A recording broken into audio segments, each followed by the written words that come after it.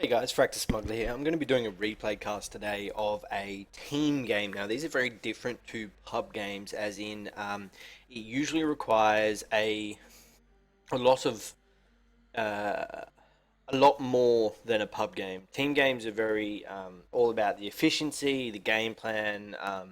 What do you want to get out of? Like it's incredibly different to play a team game where I play with my team, and then go into playing a pub because if I go straight from a team game to a pub, the mindset that you have to adjust to is very, very different. So this is actually a team game. I don't know how long the Continuum esports have been around.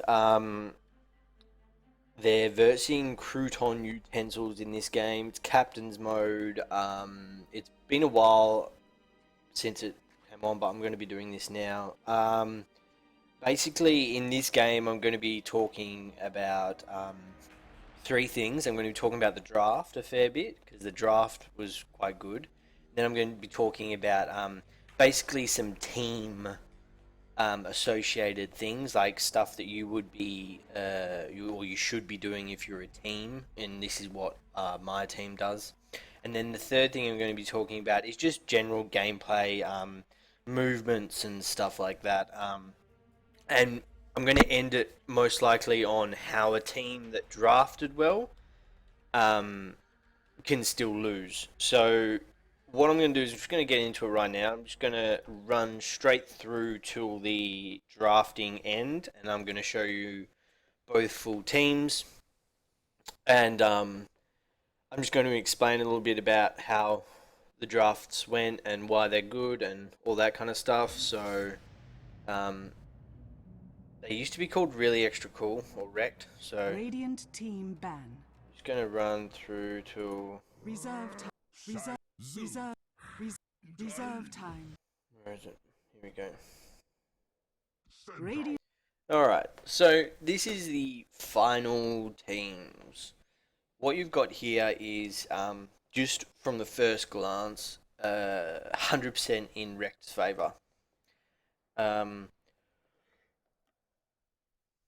Basically, you've got great counter initiation and initiation. You've got really, really strong laning stage, including zoning and harassing. They can't really deal with your offlaner very well, which is even, or they can, but uh, it's very, it's a little bit, all depends on the level of the offlaner and the how good the defensive tri lane work together.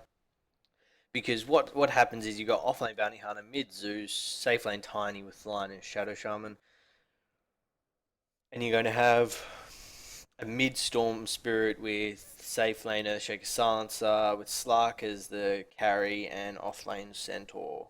So basically, if I was to look at this in a analytical mind frame, you've got incredibly good initiation with pretty much four people that can get in there and deal some chaos with your Earthshaker, Storm Spirit, Slark, and Centaur. I actually prefer Earthshaker as a counter initiator or a second in, as I call them.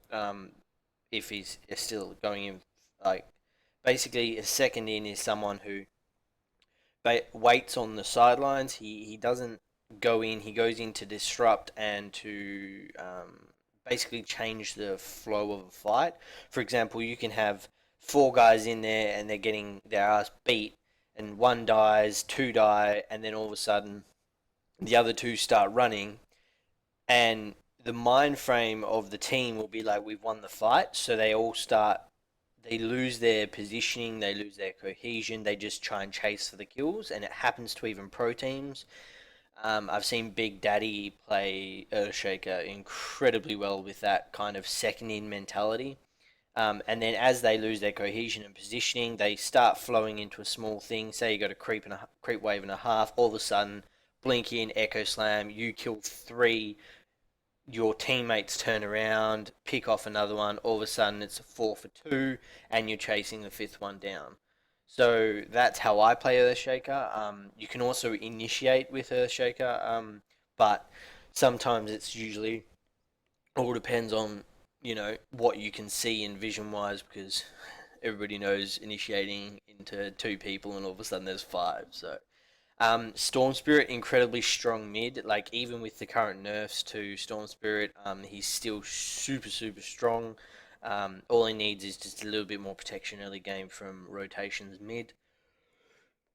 Sorry if I'm yawning a bit. I just woke up about 15 minutes ago. Big night. Then you've got Silencer, who is probably the best counter initiator, I would think, in the game behind Centaur or Tidehunter, maybe, because it's incredibly strong. Like they get any channeling spells off, yeah, goodbye channeling spells. They get any, um, they initiate. All of a sudden, Tidehunter blinks in. You've got a Silencer who's got really really quick fingers. Bang! Tidehunter just blinked in to make himself a free watermelon. Tuck in, boys. You know, you've basically shut down their initiation with that pick. Plus, they're all reliant upon being able to do stuff up until the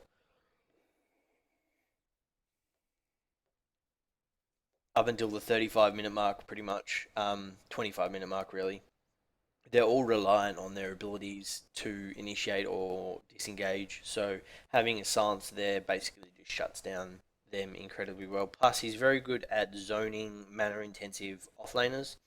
So Bounty Hunter will basically be crying in that safe lane against you guys. And then you've got Slark. And Slark pretty much makes food of all of them, including Tiny, up to about 25 minutes. These things, those four heroes right there, pretty much counter their whole draft. So you have drafted incredibly well. And then you've got Centaur, who just in your draft at the moment. I mean, it leaves like your safe lane um, is a little weak since you don't have an extra disable, slow, or stun. But it's still really, really good to have that extra harass as well, especially against someone who you're not exactly going to be seeing much of, like Bounty Hunter. If you see him, he's an easy kill. So they need to play very, very um, safe. Now, the only weakness I see in your draft is that you have no push. None. You've got no push. And they have quite good push. They've got two people that can push very, very well. Shadow Shaman once he gets his 6, and Tiny once he gets probably his Ags and maybe level 16, I would think. So it's so you basically win every team fight there is. You'll win every engagement, even if there's 3, 4 on 2. I mean, Zeus will actually be quite painful for you guys since, but you all can build relatively. Like for example, Silencer can get squishy, but he builds a little bit of tank towards the end of the game, so he can go into that game. Storm Spirit will be going Bloodstone, probably preferably after Orchid, and Earthshaker is just naturally tanky. Um, and then Centaur just shrugs it off. And Slark's just incredibly good against Zeus anyway, since you can't zap what you can't see. Now, that's the weakness of your draft. No push. Now, I would have literally stopped at the end of the draft and gone, "Hey guys, look. So this is I'm gonna say something. When I'm gonna say something about a team mentality or team mind frame or something to do with teamwork and a team gameplay and a team thing, I'm just gonna say like stop team time, right? So stop team time. You should have known that straight off the bat. Like for example, in my team, when we finish a draft and we're just looking at the drafts and stuff, we already know what we're going to do because we've practiced what we're going to do out of the box. We know this person's going to go here and then those are going to go there. We're going to contest the top or bottom rune with this lineup. We already know that because we've already practiced all that. We already have that all down pat. What we don't know is the weaknesses of our draft compared to the strengths of theirs. So basically, what we do is, as we're doing those things, which we've practiced quite a lot of. We talk about the drafts and where our weaknesses are, and that's something you guys should have been doing. I don't know if you did do it, and if you did, well done. But from what I saw in the game, it didn't look like you put into action those thoughts. So basically, you're very, very weak to push, and you should have seen that. You should have gone, oh, well, okay, yeah, we're really good at all this stuff, but we can't let them push out. We have to be very vigilant and we have to force this down quite quickly, right? Because Tiny is very, very good late game, and Slark is very, very good late game, but you don't want Slark to get disabled at all, because Tiny will just beat on his face. So, what I'm going to be doing now, so that's the end of team time, is I'm going to be jumping forward to about 10 minutes in, I'm pretty sure. And team pick. Oh no, it was 7 minutes in. You guys got first blood, which is quite good. Here we go. You actually got 4 kills. You got, let's have a look. Someone's got 2 of them. 3 on the bounty hunter. So you guys are doing very, very well. Alright, here we go. Alright, this is what I want to talk about. Right here. Alright, let's have a look. So it's 7:36. You've got 4 kills. 3 on the offlaner. 1 on the mid. I'm pretty sure it was the mid anyway. Zeus, yeah, 1 on the mid. None on the tiny. Right, now, this is just general gameplay stuff. I don't know if you guys do this, but you should be doing that. Even in my level of pubs, rotations are quite important. Yeah, you guys are up against, have a Slark safe lane, but Earthshaker can be incredibly disruptive to other lanes. Plus, he can easily make or break a gank. So, once you have 6 on Silencer, or I would preferably say once you have 7 on Centaur, this is what you should be doing. You should be rotating. You know, Centaur should be calling it. Now, some people say Centaur should be rotating out of the lane. I disagree. I think once you have 7, you should be rotating in 3 or 4 into your lane, and then going for a double kill, going for a push. Because what happens is you rotate. Centaur doesn't leave lane. Nobody really calls it. Your 2 supports don't leave the lane, but nobody's really down there at the moment because you've been zoning out the offlaner so well, or because you've just pulled and the creep's all the way back and the zone offlaner doesn't feel safe, which is what happens, by the way. That's the mind frame of an offlaner. For example, if the creeps all of a sudden keep running all the way past the tower, I'm the offlaner, I'm going to be like popping my head in here maybe, or popping my head in there, but I'm not going to go all the way down there because you guys could be waiting in the wings right here and just jump on me straight away. I have no vision. I'm not going to be going down there. Excuse me. So that's when you rotate your 2 safe lane supports out, or they go back to base, heal up, get mana. Buy a smoke. Smoke, TP to tier 2. Your mid starts rotating up for rune at, say, 740 or 745. Gets the rune at 745, and then goes back this way and sits up here, or goes back there, goes out of vision, and comes up this way. All of a sudden, you've got 4 top, and it's only been a minute. Less than a minute. It's only been 30 seconds. So, they will have called missing, by the way, because obviously this is a team game. They'll probably be a bit more vigilant. But they would have been more expecting gank on mid. So, what you need to do is, once these 2 have smoked, because you've got great initiation with Storm Spirit, look how far this lane is pushed up. Bang. Ulti, Storm Spirit zips in. The supports focus on the Lion. Centaur and Storm Spirit focus on the Tiny. All of a sudden you've got 2 kills, 4 people top, lane pushed all the way up to here by now, and you just go and force the tower down. Like, that's the thought process you should be going through. Like, information and communication should be very data loaded. For example, if I'm this center offlane, I'd be like, no. Um, Basically, what I'd be doing is I'd be going, um, push to river. It's push to river. I've got seven. I need rotate now. I need rotate now. And my team, because of what they do, will know that they're gonna. And I'll be like, buy smoke, rotate. And then I'll be like talking to my mid. I'll be like saying, if you can, right? Not necessarily, but if you can, go for say 8 minute rune, then rotate top, and we'll take tower afterwards. So I've already told the supports what I need. They're going to be doing it because they should be. They're the supports. You're the shot call, or you're the shot caller for this thing. And all of a sudden, you initiate with Stampede. Stormthrough zips in, locks him down. You initiate with Stampede. As soon as it ends, you stomp, double edge. Earthshaker's stunned out. Lion, maybe you use global silence. It doesn't really matter. If you do, that's fine. And then what you should be doing is your supports, right, should have a ward.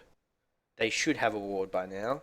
I'm pretty sure you guys should have had wards. I think it was like 3 or 4 minutes where you guys didn't have wards, which wasn't good. Um, that's the other thing, you guys. You need to keep vision up. Like anyway, but yeah. So back to game plan, and then you put a ward here, right here, and then you go back and you start, and then you can see all the way in here all these people that are going to be coming in to save the tower. Doesn't really matter. Plus, you can pick out these stacks. Like this guy, you put two supports here and you get Storm Spirit to take those stacks. Easy games.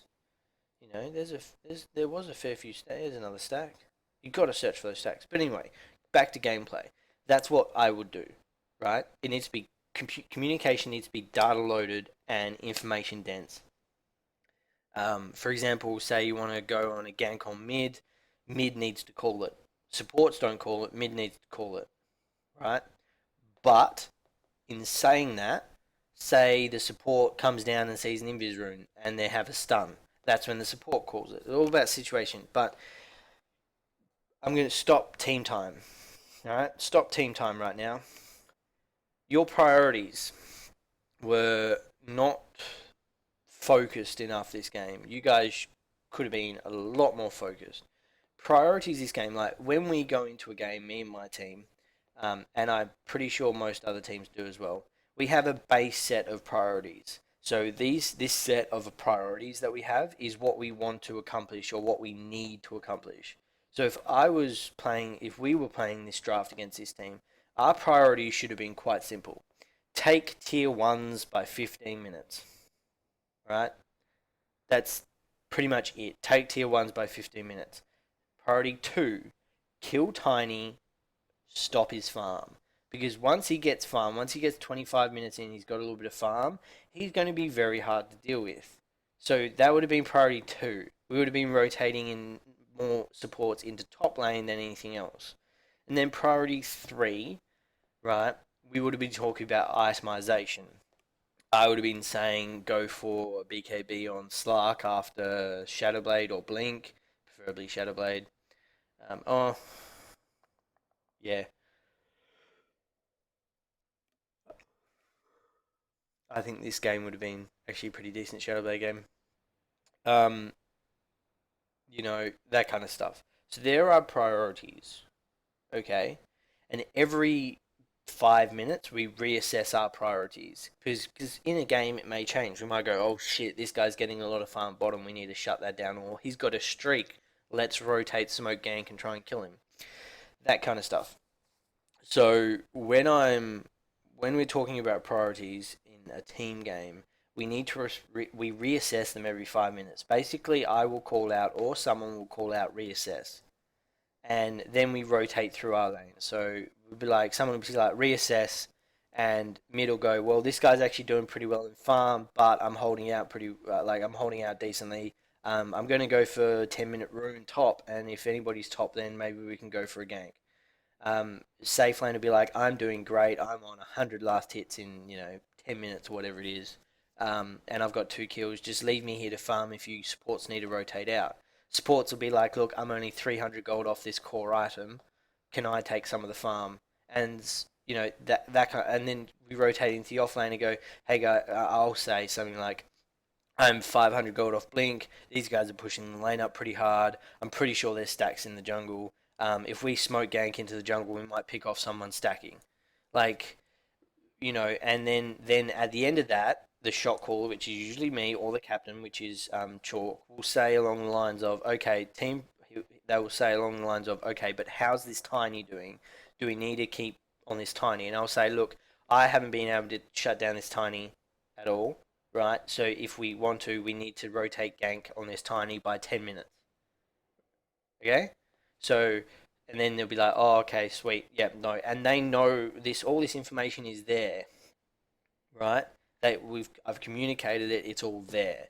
So in saying that, um, you guys, I feel you guys could have done a lot more towards your priorities. Your priorities should have been that tiny. But in saying that, you guys are actually doing quite well at the moment. 4-0. Most of them are on the offlaner, so it's not that big impact. But it could be better. So I'm going to jump forward to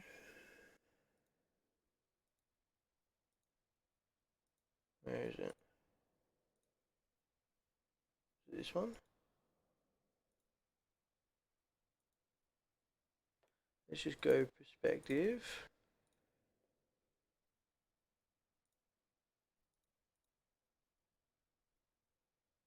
Basically,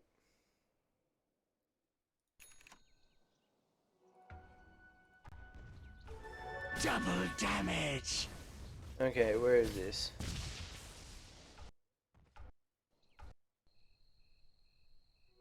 I'll take that.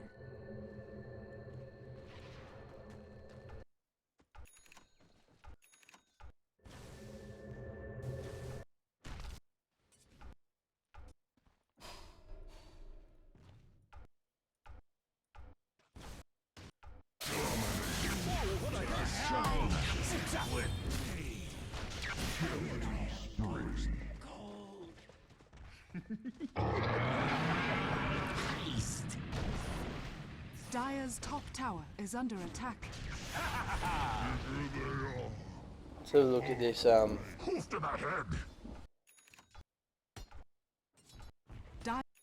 You take top tower by 20 minutes. Oh, okay, you've taken mid. Actually, let's jump all the way back here. Where is this fight?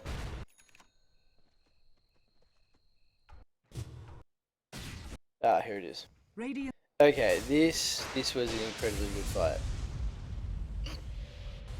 That's actually pretty scary though, guys. Like, actually no, it's not. It's actually Radiant's really bottom shit. tower It doesn't have is under anything else. attack. Right here, boom. This was incredible. Let's have a look at this in slow mo again, and I'm just gonna go free camera. Let's put this down, bring this back up. Radiant's bottom tower is under Right attack. here. Okay. This was incredibly good initiation. 4-man hoof stomp. Double edge. Ulti. Okay, so this was insanely good. Like, it was pretty beautiful actually. Watch. You guys couldn't have done any better. Well, you could have. So you got the hoof stomp off incredibly well. You ultied, right? So this is just me as an offlaner. You ultied Radiant's down. bottom tower is under attack. I would have just gone in a little bit and ultied up, so I was up here and facing down. And then as they turn back, you double edge down. So you get all 4 in the double edge. But you guys did really well. Like, the initiation from Centaur was Radiant's just bottom tower beautiful. is under attack. The follow-up by you guys was incredibly well done.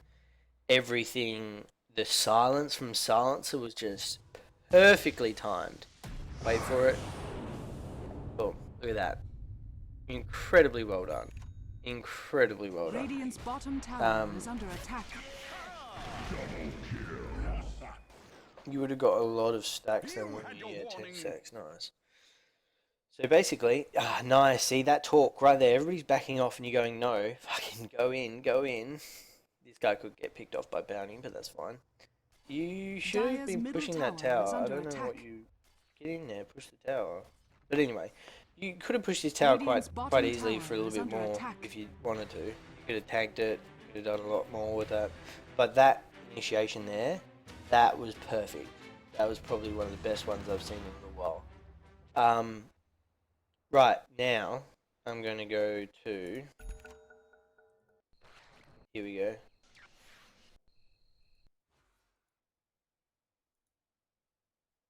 Where's this fight? Oh, here it is. Okay. This fight.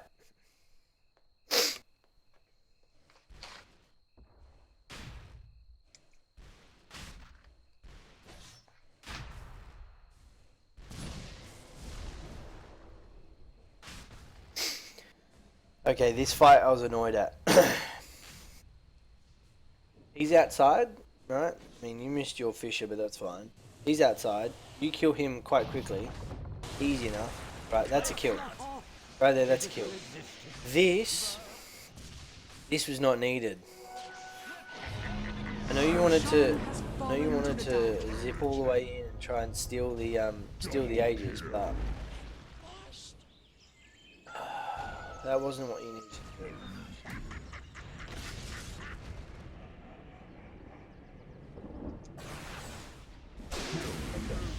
Right, see how badly that fell down? Everything went to shit.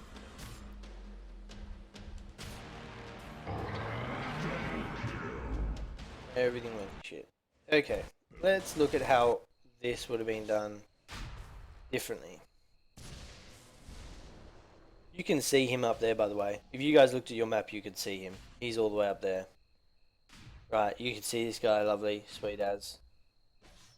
Kill this guy, right? And then just stop. Doesn't matter if they get the Aegis. You're now doing 4v5. This, you just wasted all your mana to jump in and try and steal an Aegis. Like, I understand why you did it, but you shouldn't have done it. You just forced everybody to follow you in, and you've got nothing to do anything with. Like, not to put it on anybody, but by jumping in like that, you've pretty much lost your team the fight, because this is what you should have done. Right? Ready? Okay, pick off. Nice. Look at this free little pick off. 1 hit, 2 hit, 3 hit, 4 hit, and dead. Now you blinked in all the way over there, blinking all the way over here. You can still see him. He's right there. You should have been picking him off. Pick him off. Now it's 3v5. Yeah, they've got an Aegis, but who the hell cares? It's 3v5. Right? And then you should have waited for them to come out. They don't have blink. None of them have blink. The only one that that can get out would be him. But you've got vision up here. No, do you have vision? Is that yours? No, it's theirs. You still could see him though. I'm looking at your vision right here. You still could see him. So, the way you played Storm Spirit was quite good. I understand that. It was very, very good. You could have done a lot more backlining though. So, for example, Centaur is your frontliner. Storm Spirit is a backliner in the way that he is at the very back of a fight. He'll jump in once something's happened, and he'll pick off the supports. That's what he's good at. He's good at picking off the supports. And you didn't do that. You went straight in to do this big flashy play and steal the Aegis and be like, yay. No, that's not what you should be doing. Team games are not about big flashy plays. Team games are about efficiency. Team games are about doing the exact right thing, exact right time. Because if you had picked off line then, it would have been 3v5, right? And then Earthshaker could have... Oh, by the way, I'll go into that later. Earthshaker could have got in there and stunned out. Then you ultied, then Slark jumps in, focuses down the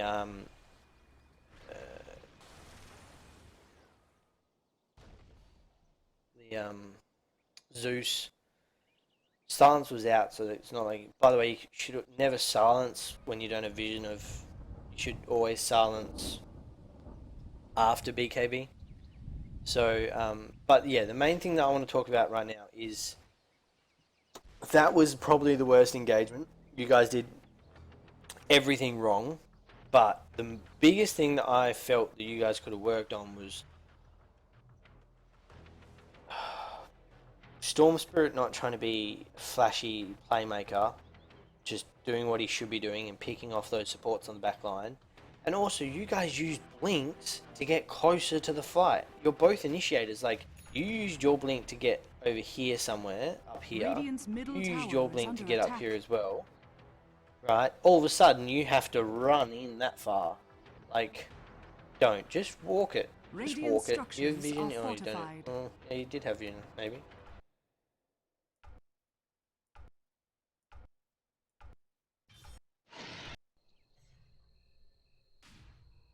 Oh, you put it up when you went in. Okay.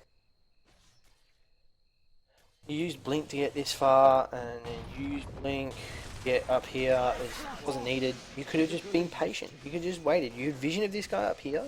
He should have jumped in. You guys should have just waited here.